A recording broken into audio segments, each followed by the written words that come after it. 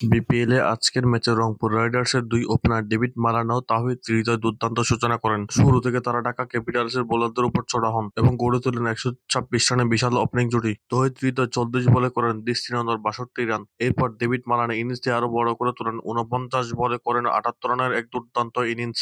এই দুই ব্যাটসম্যানের ব্যাটে ভর করে রংপুর রাইডার্স ২০ ওভারে সংগ্রহ করে ১৮১ রান। জবাবে ব্যাট করতে নেমে ঢাকা ক্যাপিটালসের ওপেনার ওসমান খান জড়ো শুরু করেন। প্রথম ওভারে তিনি তুলে নেন ১৭ রান।